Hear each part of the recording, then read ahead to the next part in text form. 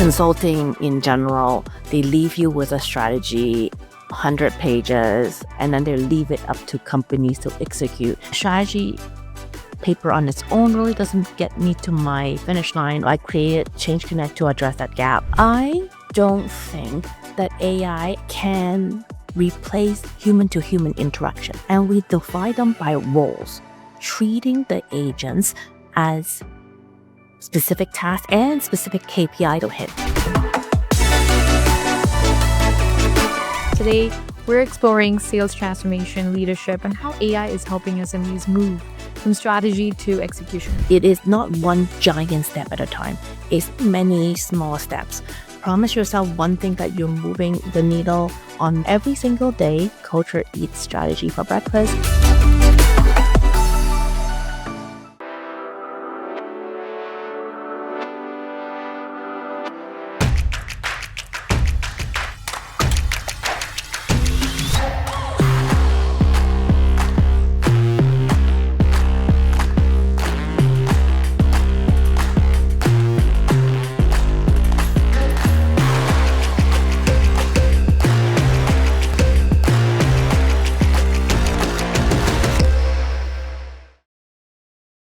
Hi everyone, this is Maheen and welcome to the CanadianSME Small Business Podcast. Today, we're exploring sales transformation, leadership, and how AI is helping SMEs move from strategy to execution. Now, joining us today is Agnes Lan, the founder and VP of Sales at Change Connect Inc., a Globe and Mail recognized leader in sales transformation. And today, we'll discuss building repeatable sales systems, scaling beyond founder-led sales, and using AI to boost productivity. So without further ado, let's welcome our guest, Agnes. Agnes, we're very pleased to have you on the show today. Welcome to the podcast. How are you? Thank you for having me. Very pleased to have you with us. Now, Agnes, your platform, Change Connect, it was born from a pivotal crossroads moment when after your maternity leave, and this realization led you to found the company with a unique mission. Tell us, what does bridging strategy and execution mean in practice, and how did that mission help Change Connect become one of the Canada's fastest growing women-led companies? Honestly, it was a moment. Like, if I think about my whole career leading up to that point, when you think about, consulting in general, they leave you with a strategy, 100 pages, all the backup, and then they leave it up to companies to execute. There is a gap definitely in that small mid-sized business space where you get this 100-page report where the founder just don't know what to do with it. So I created Change Connect to address that gap. Personally, also, I'm a huge believer of change management as well. So, a strategy paper on its own really doesn't get me to my finish line or realize my ROI.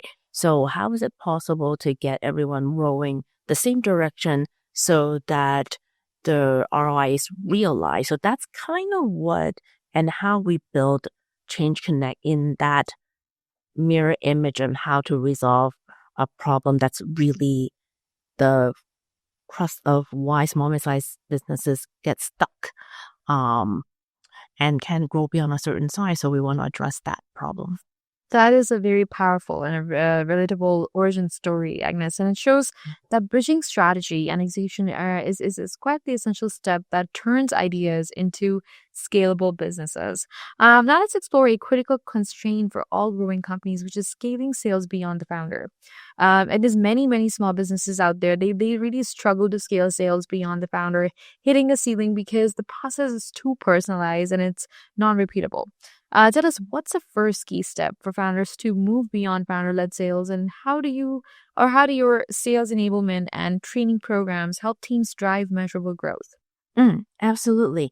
I still think that founders are great salespeople. However, you're right. Hitting a nail there. I just don't think the process is scalable. So oftentimes we walk into small mid-sized business where it's founder-led, founder sales, and that they won't hit a certain threshold, whether that is $1 million, 1.5 million, maybe 2 million, depending on what is it that you sell. So for us, our model is that, founder sales is powerful and passionate and love my founders. founders' sales roles can be quite the bottleneck for the rest of the organization. So what we're trying to do with the small mid-sized business is so that we can structure the sales program beyond the means of just having a salesperson that's very passionate about its product and wanting to, amplify that message to everybody. So it is about structure process. It's about sales training. It is about giving people the skill set that they need to do a good job, giving them a process that they can follow, down to the technology, especially now. I think there's a later question around that, but technology, how that have come into play in the whole grand scheme of sales operation is massive change in the coming last year, but definitely in the upcoming 2 years, I think will reshape how we address sales moving forward. No, that is incredibly actionable advice, Agnes, and it proves that codifying the founder's sales behaviors is the first crucial step, really, to build a repeatable, scalable sales engine. Now let's discuss the strategic value of leveraging AI and digital tools for sales productivity. Listeners, if you are struggling to scale your sales beyond your own efforts, then please learn from Agnes Lan, the founder and VP of Sales at Change Connect, about the crucial first step to repeatable sales processes, how to leverage AI for sales productivity, and the secrets to building a resilient people-first organization. Now let's continue our conversation with Agnes. If you consult on digital transformation and AI integration, specializing in how generative AI and automation are transforming the sales function, tell us, how are AI and automation transforming sales, and how can small businesses use Gen AI tools to boost productivity and forecasting without the big budgets? So, I don't think that AI, at least right now, can replace human-to-human interaction. That's why I'm here, right? Speaking to you face to face. I don't think that will change in the distant future. But where I'm at with AI is a couple of things that when you look at your customer journey, from the moment that a suspecting, so a prospect has been identified, all the way to when a loyal customer buy you repeatedly, there are multiple stages, multiple touch points with that customer. And if you think about it, there are tasks in there that is quite tedious, and then when we break down the tedious tasks, there are the tedious tasks that have value add, or tedious tasks that have no value add to the grand scheme of things. So it is a matter of breaking out those tasks and see what should be an agent role versus what should be a human role. I always say, even if it is, at least for now, my philosophy is still around, if there is a value add item that is tedious, I still think I want my human to do it right now. So there's that way of breaking down tasks. But something that we're trying to do for 2026 is going into the sales operation of our client and not only treating the agents as task helpers. I'm actually trying to work with organization where we look at the whole sales organization and we divide them by roles. We divide them by role, rightfully so, in such a way so that my agents also have specific tasks they have to do and specific KPI that they have to hit.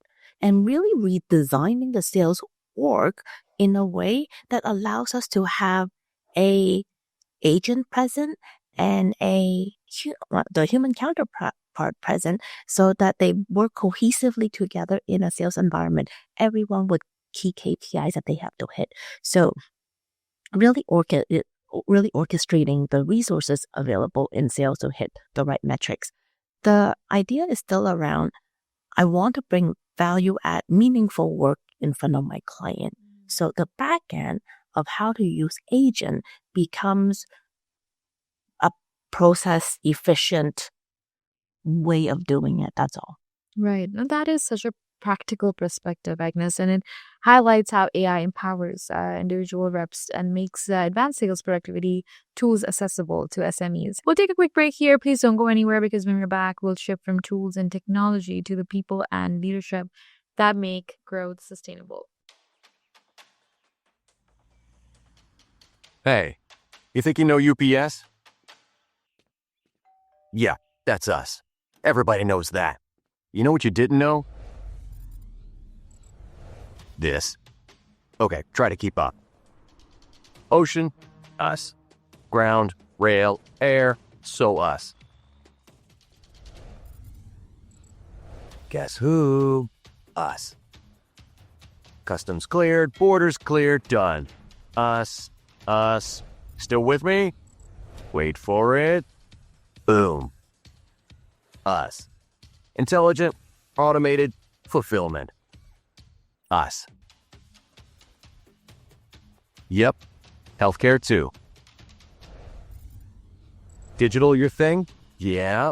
Well, book it, ship it, track it. You feeling me yet? Yep. That's all us. That's all UPS.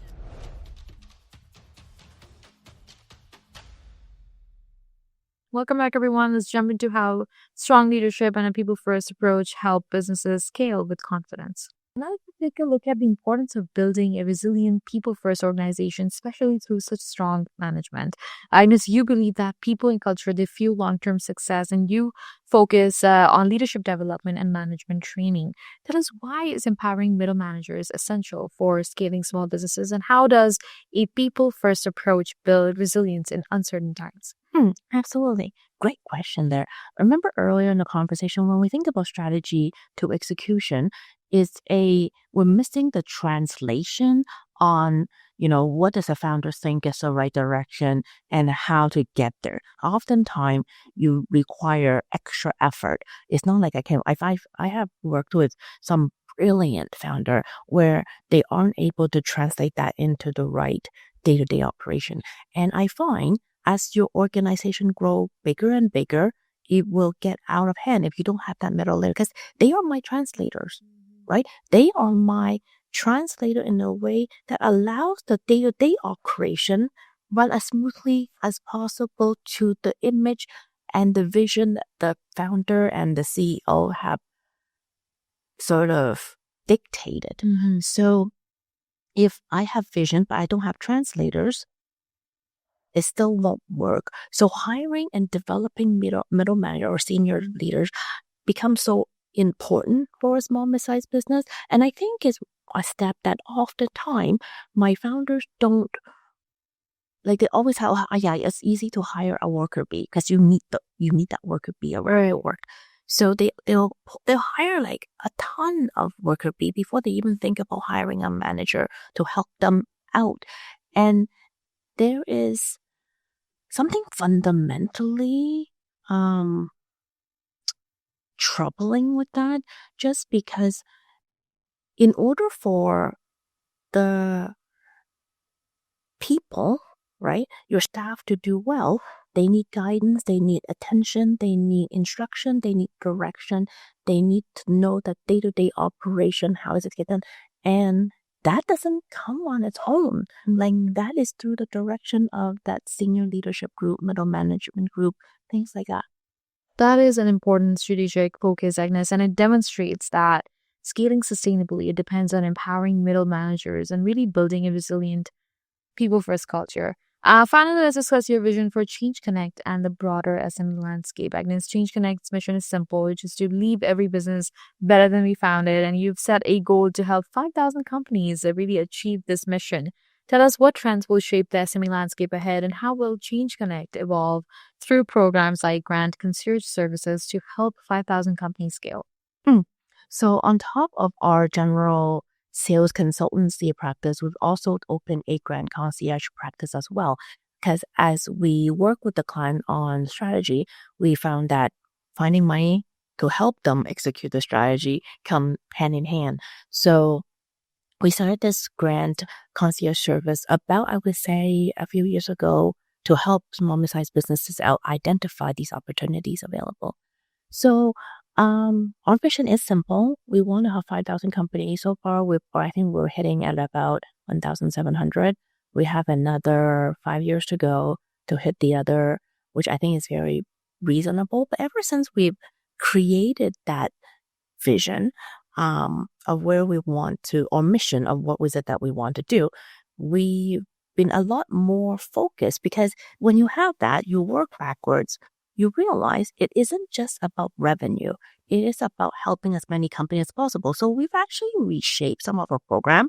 Like we normally do corporate program only. So recently we've also added more open platform program, which allow us to take in more clients and the same amount of time through open platform where they can also share. We want to start some mastermind groups as well, so that in each session, we're helping more founders, more small, mid-sized businesses with their goals. So it does affect our product line as to what is it that we do with them. But ultimately, when we talk about leaving the company better than when we found them, we're really talking about, in general, better position from a revenue generation perspective, because that's our bread and butter. That is such an ambitious and an inspiring mission, Agnes, and it shows how Change Connect's focus on strategic execution and digital adoption supports the growth of thousands and thousands of SMEs out there. As we wrap up this conversation, Agnes, if there's one key message that you want listeners to remember about leading their business towards sustainable growth, what would it be? I heard it from actually International Women's Day event. So I'm going to, about, I would say 7 years ago, and I'm going to sort of repeat it here, is that you, as the leader of your organization, you have to realize that it is not one giant step at a time. It's many, many small steps. So every single day, promise yourself one thing that you're moving the needle on, one item, whatever it is that you need to do. And 365 days later, you're 365 days closer to what that vision and mission that you have established for your staff would be. Personally, I'm a huge believer of growing your culture, which can be very tiring. But bottom line, I always say culture eats strategy for breakfast. And I truly believe in that. So one last message, revenue generating or not, it is to work on that culture. That is powerful and a very actionable message, Agnes. Thank you so much again for being on the show with us, and thank you for sharing such great expertise and your vision. Thank you for having me. And that was a great conversation with Agnes on scaling sales with clarity, leveraging AI for productivity, and building resilient people-first organizations. Thank you again for tuning into the podcast, and thank you for listening. For more insights and strategies, you can visit our website, CanadianSME.ca, to explore more. Before we leave, a special shout out to our partners, UPS, Avon Global College, ADP, and Google for their ongoing commitment to empowering small businesses in Canada. And please keep moving forward, and we'll see you in the next episode.